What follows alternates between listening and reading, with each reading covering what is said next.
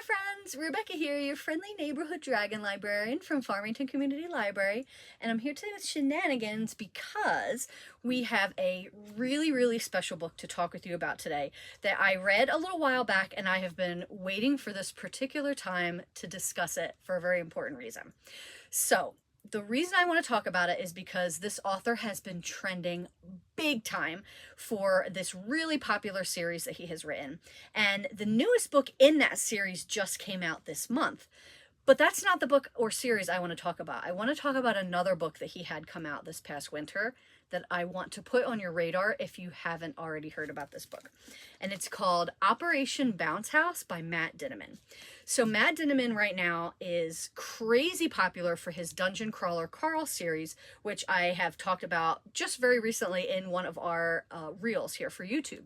It is an amazing series. I'm sure I'm going to do a video sometime in the future, maybe this summer, about the newest book in that series.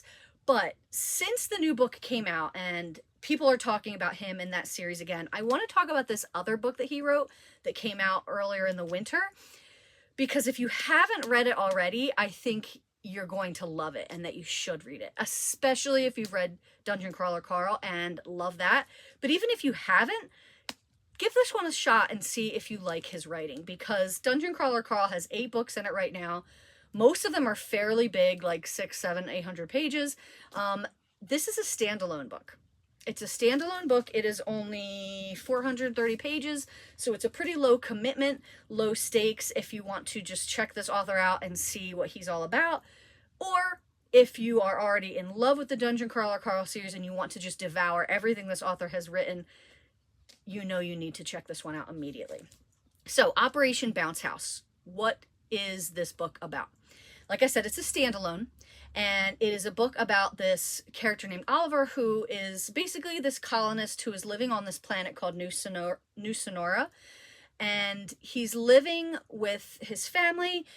This planet has been him and all the other colonists that live there have been living on there for, they're the first generation of people born on the planet. Their grandparents came there. There was this huge wave of sickness that knocked out a lot of the adults in the community. So Oliver's parents and most of the like 30, 40, 50-year-olds have been wiped out by this disease. So he was, and his sister were raised by his grandparents. So you've got this grandparent level age of people living there, and then this younger generation. So Earth sent these people here to be a farming colony ages ago. They don't really have a lot of communication with Earth right now, but they were told that they would be left in peace. Well, that time has come to an end. So Earth has decided, the company that owns this planet, Apex Corporations, has decided to evict everybody, which means basically they're going to kill everyone that is living on the planet. But rather than send soldiers to do it and spend money to do that, they have figured out a way to commodify murder and to justify murder. See, they have in the news and everything said that basically terrorists are living on this planet and they need people to volunteer to go and take these people out.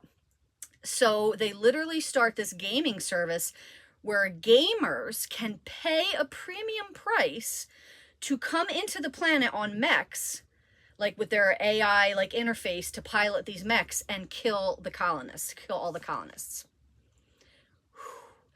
That's a lot, right? That is a crazy thing, but also I feel like there's a lot of real world parallels to where you can look at this and be like, wow, I can totally see this happening sometime in the future, especially if we're going the rate that we're going.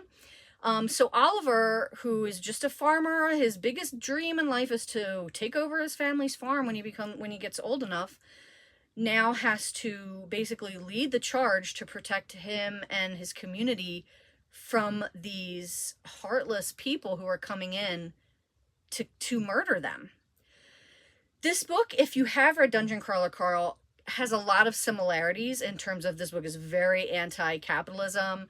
It's anti-AI. It is like, anti-big government crapping on the little people, right?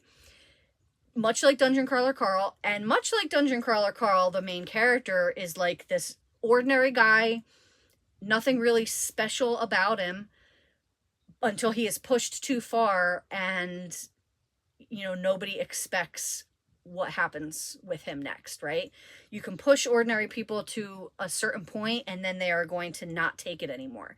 And that is absolutely what happens. They start to fight back.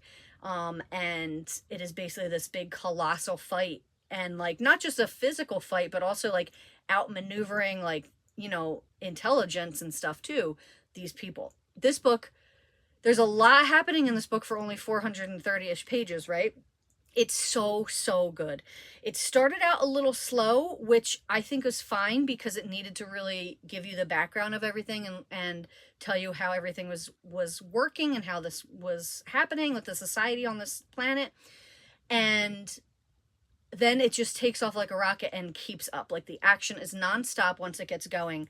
And the best thing about this book, though, are the characters. Like the main character, his sister, his friends.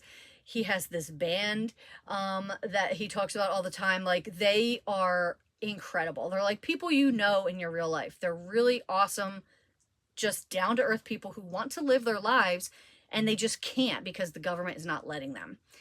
Obviously this is like taking it to a very big extreme, but you can tell what, you know, he's talking about in this book. It's absolutely incredible. Like fighting the system, Rage Against the Machine. Like this book has everything in it. It's so, so, so good. And it's funny. Like if you've read Dungeon Crawler Carl, or if you're new to Matt Dinniman, the biggest takeaway I think from his writing is that he is hilarious. Like I laugh so hard reading Dungeon Crawler Carl out loud. Like I just laugh and laugh and laugh. And I definitely laughed out loud with this one as well. Like he's got a great sense of humor. This great sense of dark humor that while all this terrible stuff is going around, you're gonna laugh too. So there's a lot going on here. Highly, highly recommend if you love sci-fi, dystopian stuff, if you are a fan of books that are going to make you laugh, but also make you think really hard about the world that we live in and what it might look like down the road.